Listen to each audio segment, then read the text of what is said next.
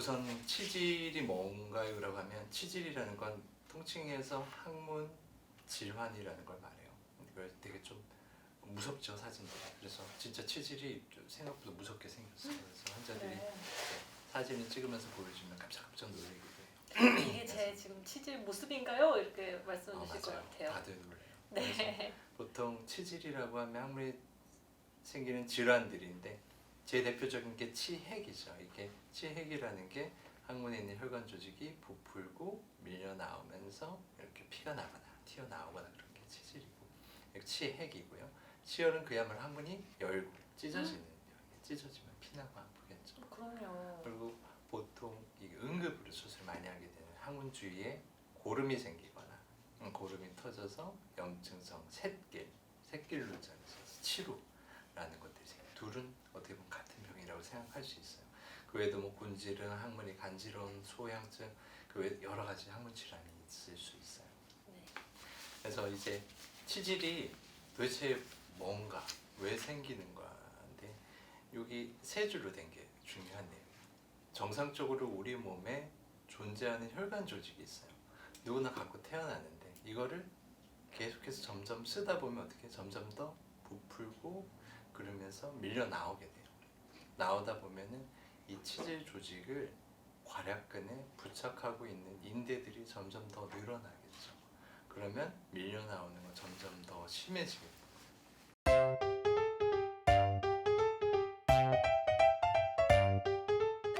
그럼 치질이 언제 심해지느냐?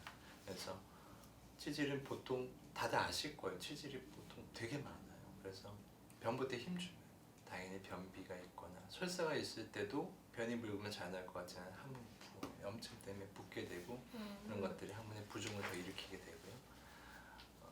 술 먹을 때 아주 피곤할 때 그리고 당연히 임신과 출산할 때 네, 그렇지 않아도 방금 아까 임신 때문에 치핵이 생겼어요 이렇게 해주신 분도 계셨어요. 네, 맞아요. 임신을 하게 되면 첫째 그 변비가 생기는 경우가 많죠. 그래서 그것 때문에 힘을 주는 경우도 있고요. 이 치질이라는 게 결국은 혈관 꽈리 조직인데 혈관이라는 게 들어오는 게 있으면 나가는 게 있어야 되잖아요. 정맥이 순환돼서 올라와야 되는데 아이가 이렇게 딱 자리를 잡고 있으면 정맥 순환이 좋아지죠. 어렵죠. 그러니까 정맥이 이게 나오는 게 줄어드니까 당연히 그쪽으로 압력이 더 걸리게 되면서 더 부풀게 되는 거죠. 출산할 때 힘주는 것도 당연한 거고요. 그래서 그 외에도 뭐 무거운 걸 들거나 복압이 높아져서 아래쪽으로 이렇게 그 압력이 가하게 되는 그런 운동들을 많이 할 때도 당연히 치질이 악화될 수밖에 없겠죠.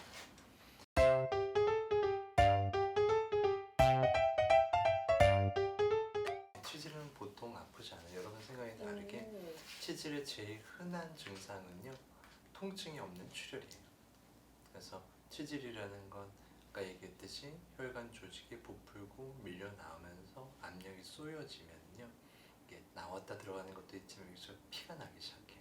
네. 근데 이게 좀 밀려 나온다고 바로 아프거나 그런 일이 많지는 않고요. 출혈 같은 경우에는 휴지에 묻는 경우도 있지만 정말로 물총 쏘듯이 변기가 시뻘겋게 되는 경우까지도 많이 생기게 돼요. 주로 그러면 피해 양은 얼마나 돼요? 내가 그래서 치핵이다 의심해 볼 수 있는 피해 양.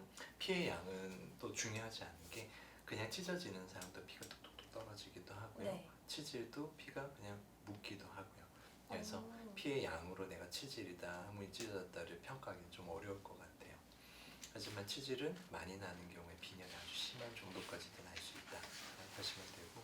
이렇게 시뻘건 피가 나오나요? 그렇죠. 아주 새빨간 피가 새빨간. 나오게 돼요. 그리고 이제 돌출이 되는데요. 보통 1기, 2기, 3기, 4기 선생님 저는 몇 기인가요? 물어보는 사람들이 있어요.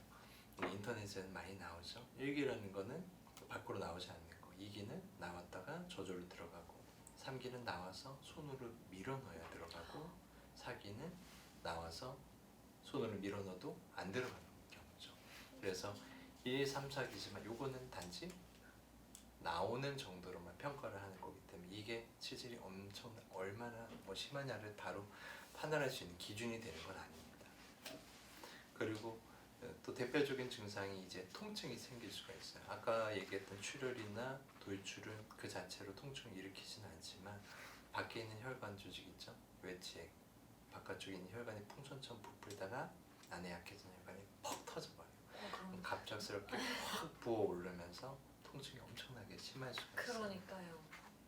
이게 보면 이렇게 시커멓게 보이잖아요. 네. 이게 안에 혈전이 들어요. 피떡이 들어있다고 생각하시면 돼요. 약간 째보면 피떡이 우두둑 나와요. 근데 이렇게 터지는 게 오히려 더 안 좋을 것 같은데요, 선생님? 꼭 좋다 안 좋다는 아니고요. 뭐 이렇게 터진다고 뭐 죽는 건 아니잖아요. 그러긴 하지만. 그 다음에도 뭐 이제 살이 이제 늘어지게 되면 그걸로 인해서 증상들이 생기게 돼요. 뭐 잘 닦이지 않아요. 항상 지저분해서 물로 닦아야 돼요. 밖에서 변도 못 보고 근질거리는 것 같아요. 뭐 피곤하거나 술 먹으면 부어요. 좀 보기가 안 좋아요. 미용 쪽으로도 여성분은 생각보다 신경 많이 쓰는 경우가 좀 저 있어요. 같아도 신경 쓸 것 같아요. 뭐 자꾸 만져지면 신경이 쓰여 하시더라고요.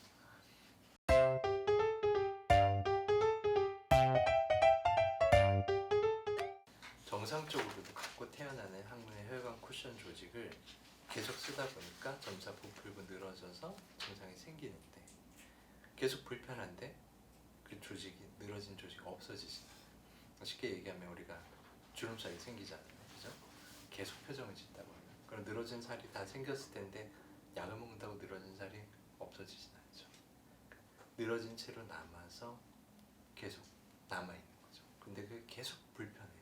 그러면 어쩔 수가 없죠. 그거를 내가 치료를 원한다면 제거하는 거죠. 그게 곧 치료가 되는 거예요. 그러니까 보통 보존적 치료라고 하잖아요. 수술 안 하고 어떻게 해야 될까요? 그게 바로 덜 쓰는 거예요. 항문 덜 쓰면 돼요. 항문을 어떻게 덜 써요, 선생님? 저는 한국 병은 뭐 1분이면 본다. 근데 몇 분 걸리세요? 모르겠어요. 그걸 계산을 해본 적이 없어요. 보통 오시는 분들 보면은 다양해요. 1분도 있고 한 1시간씩 보는 분들도 있어요. 저도 한 시간씩은 안 그러면 가는 것 같아요. 환자분한테 얘기해요. 저는 1분이면 보는데요. 그럼 환자분 저보다 항문을 60배씩 쓰고 계신 거 얘기를 해요. 더 많이 쓰면 더 부풀겠죠. 매일 힘을 주는 순간 풍선을 이렇게 부풀리고 있다고 생각하면 돼요. 네. 그걸 안 하면 되는 거예요. 술 먹으면 부어요. 그럼 안 먹으면 되죠. 술을 안 마시는 거죠. 오래 앉아있으면 부풀면 안 앉아있으면 돼요. 그게 결국 보존적인 치료라고 생각하면 되고 변비, 설사 힘주면 변비가 심하면 힘주면 붓죠. 설사 생기면 염증이나 부종이 생기죠. 그럼 식습관 변화를 통해서 변을 좋게 해서 배변을 편하게 하는 게 제일 좋은 치료라고 생각하시면 돼요. 네. 제가 이렇게 다 설명을 드려요. 그러면 이제 환자분들이 선생님 저 진짜 해야 되나요? 하면 치질이 암이 되진 않아요. 치질 때문에 죽는 일은 없어요. 근데 계속 불편해요.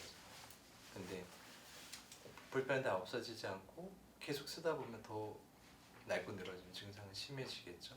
나이가 들면 수술은 점점 더 힘들어질 수밖에 없어요. 그래서 어느 정도 구조적 변화가 있을 정도로 심하면서 계속 증상이 반복되는 사람이라면 저는 수술을 권해드리는 편이에요.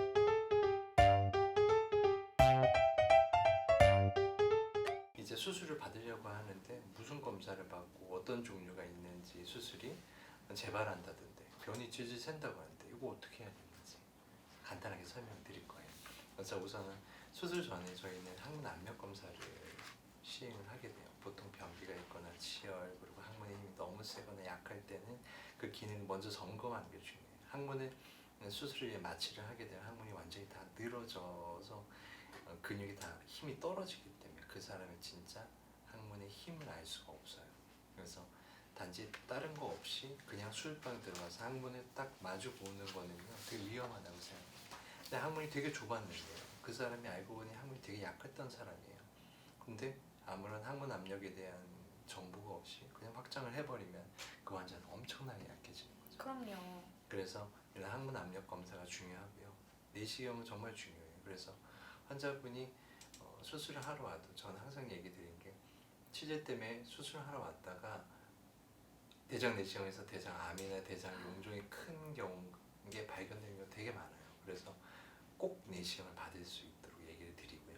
변비가 또 중요한데요. 내가 치질 수술 받으면 아프다고 그러잖아요. 근데 변비가 엄청 심하다고 생각해보세요. 수술하고 더 힘들 것 같아요.